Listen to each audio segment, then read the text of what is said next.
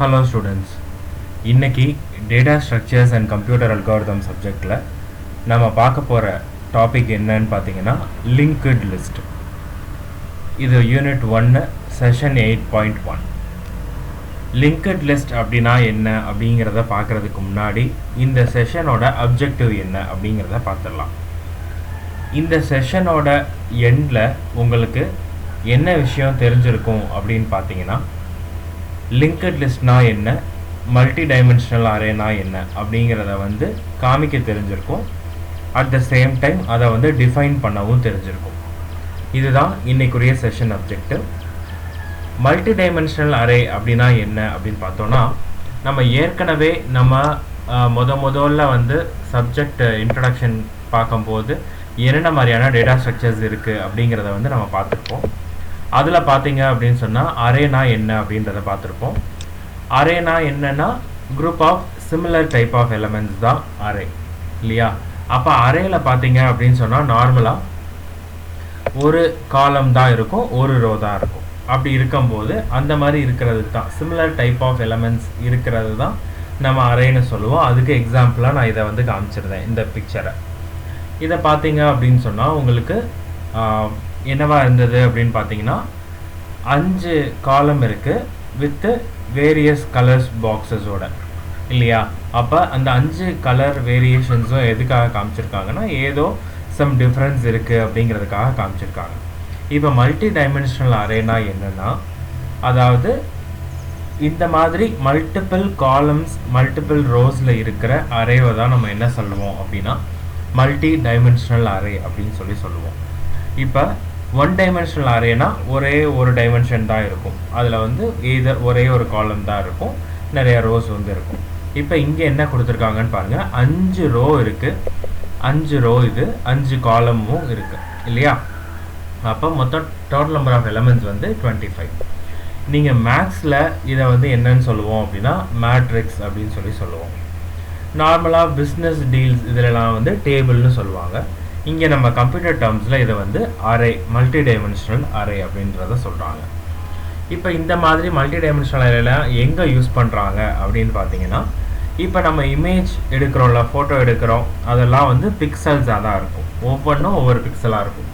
இப்போ மொத்தமாக இது வந்து ஒரு இமேஜ் எடுத்துக்கிட்டோம் அப்படின்னா அந்த இமேஜில் ஒவ்வொரு பிக்சலாக சேர்ந்தது தான் வந்து நம்மளுக்கு வந்து என்னவாக இருக்கும் அப்படின்னா அது ஒரு இமேஜாக வந்து நம்மளுக்கு கிடைக்கும். அப்போ அந்த பிக்சல் அப்படிங்கிறது வந்து பிக்சர் எலமெண்ட், அந்த ஒவ்வொரு பிக்சலும் சேர்ந்தது தான் வந்து இமேஜ். அப்போ அதே தான் அந்த இமேஜை வந்து மேட்ரிக்ஸ் ஃபார்மேட்டில் அந்த ஒவ்வொரு பிக்சலாக ரெப்ரசன்ட் பண்ணியிருப்பாங்க. அந்த நேரத்தில் உங்களுக்கு இந்த மாதிரியான மல்டி டைமென்ஷனல் அரே தான் வந்து தேவைப்படும். இதை நீங்கள் நார்மலாக டிஸ்கிரைப் பண்ணணும், டிஃபைன் பண்ணணும் கம்ப்யூட்டர் டேர்ம்ஸில் அப்படின்னு பார்த்தீங்கன்னா, நார்மலாக அரேவை நம்ம எப்படி டிக்ளேர் பண்ணுவோம், டிஃபைன் பண்ணுவோம்னா, இப்போ அரே நேம் ஏ அப்படின்னு எடுத்துக்கிட்டோன்னா ஒன் டைமென்ஷனல் அரேவாக இருந்தது அப்படின்னா ஏ ஸ்கொயர் ப்ராக்கெட்டுக்குள்ளே 10 அப்படின்னு கொடுத்தோன்னா 10 எலமெண்ட்ஸ் வந்து அங்கே இருக்கும் இல்லையா. இப்போ அதே இது அதை ஸ்கொயர் ப்ராக்கெட்டில் போடுறத வந்து நம்ம என்னன்னு சொல்லுவோம்னா சப்ஸ்கிரிப்ட்னு சொல்லுவோம். அப்போ அங்கே வந்து ஒரு சப்ஸ்கிரிப்ட் இருந்ததுன்னா அது ஒன் டைமென்ஷனல் அரே. இப்போ அதே இது 2 சப்ஸ்கிரிப்ட் இருந்தது அப்படின்னா அது 2 டைமென்ஷனல் அரே. ஓகேவா, 2க்கு மேலேயும் இருக்கலாம். அப்படி இருந்தது அப்படின்னா அது மல்டி டைமென்ஷனல் அரே அப்படின்னு சொல்லுவாங்க. இப்போ இதுதான் வந்து மல்டி டைமென்ஷனல் அரேக்கு ஒரு இன்ட்ரொடக்ஷன். இந்த அளவுக்கு நம்ம பார்க்குறோம் அப்படின்னாலே ஓரளவுக்கு போதும் தான். இப்போ அடுத்து நம்ம என்ன பார்க்க போகிறோம் அப்படின்னா லிங்க்டு லிஸ்ட்னா என்ன அப்படிங்கிறத பார்க்க போகிறோம். லிங்க்டு லிஸ்ட்னா என்ன அப்படிங்கிறத பார்ப்போம்.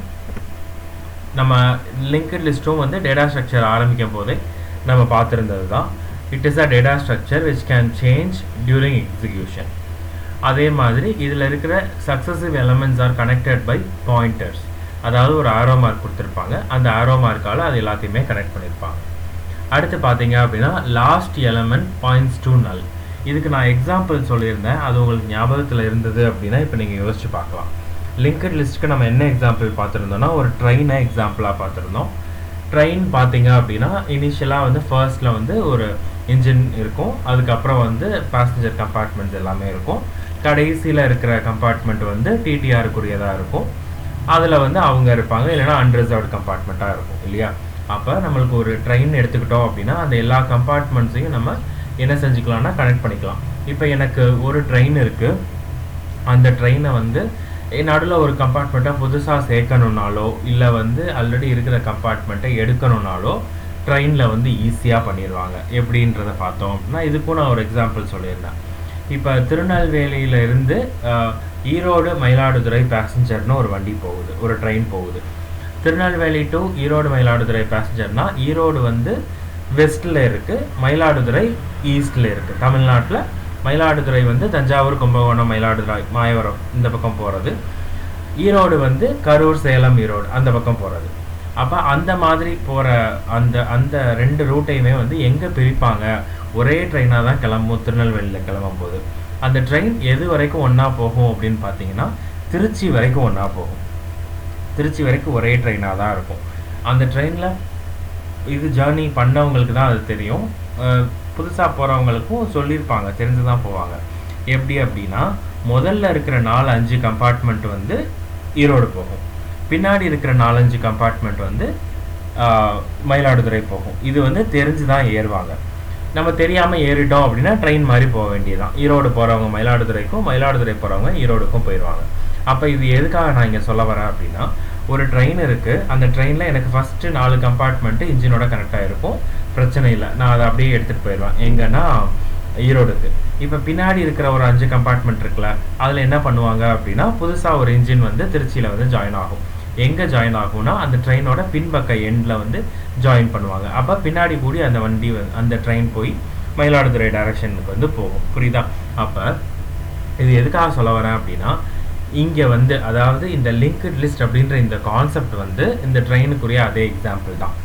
என்னென்னா எனக்கு புதுசாக ஒரு கம்பார்ட்மெண்ட்டை நடுவில் கொண்டு வந்து இன்சர்ட் பண்ணணுன்னாலும் என்னால் பண்ண முடியும். அதே மாதிரி இருக்கிற கம்பார்ட்மெண்ட்டை வெளியே எடுக்கணுன்னாலும் என்னால் வந்து எடுக்க முடியும். அந்த ஒரு கம்பார்ட்மெண்ட்டை மட்டும் கொஞ்சம் முன்னாடி அப்படியே எடுத்துகிட்டு போவாங்க, அடுத்து அதை தனியாக விட்டுட்டு மீதம் இருக்க எல்லா கம்பார்ட்மெண்ட்டையும் வேறு ட்ராக்கில் போய் சேர்த்துருவாங்க.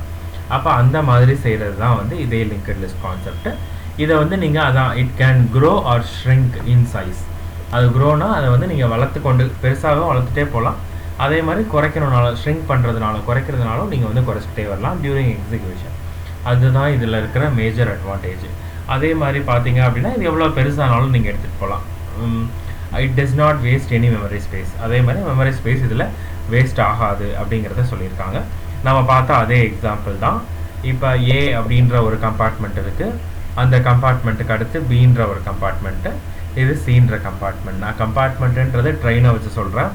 இப்போ நம்ம இதை எப்படி பார்க்கணுன்னா, இது வந்து ஒரு நோடு, இதுக்கு பேர் ஒரு நோடு அப்படின்னு சொல்லுவாங்க. இது ஒரு நோட், இது ஒரு நோட். ஓகேவா? இப்போ இந்த கிரவுண்ட் சிம்பிள், இது நம்ம எலக்ட்ரிக்கல் இன்ஜினியர்ஸ் அந்த மாதிரி படிக்கிற பசங்களுக்கு தெரியும். இது கிரவுண்டு, கீழே ஒரு 2 கோடை போட்டாங்கன்னா கிரவுண்ட் சிம்பிள், இல்லைனா நல் அப்படிங்கிறத வந்து ரெப்ரசன்ட் பண்ணுறதுக்காக இருக்குது. இப்போ இதுதான் கடைசி நோட் அப்படிங்கிறத ரெப்ரசன்ட் பண்ணுறதுக்காக நல் பாயிண்டர் வந்து இங்கே கொடுத்துருக்காங்க. அப்போ இந்த ஆரோ மார்க்கு வந்து ஒரு இதிலேருந்து இதை பாயிண்ட் பண்ணுதா, அப்போ இதை பாயிண்டர்னு வச்சுக்கோங்க. அப்போ இந்த பாயிண்டர் இது வந்து என்னென்னா, ஒரு நோடில் 2 விஷயம் இருக்கும், 2 எலமெண்ட் இருக்கும். என்னன்னு பார்த்தீங்கன்னா, ஒன்று அந்த நோடுக்கு உண்டான வேல்யூ. இப்போ இந்த நோடுக்கு உண்டான வேல்யூ வந்து என்னதுன்னா ஏ.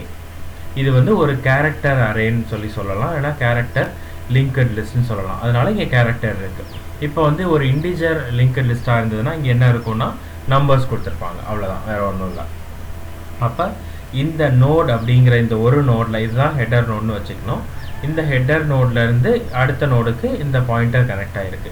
இந்த பாயிண்டர் எப்போ கனெக்ட் ஆகும்னு பார்த்தீங்கன்னா, இப்போ இந்த பி அப்படிங்கிற இந்த நோடோட அட்ரஸ் தெரிஞ்சிருந்தால் தான் இதை கனெக்ட் பண்ண முடியும்.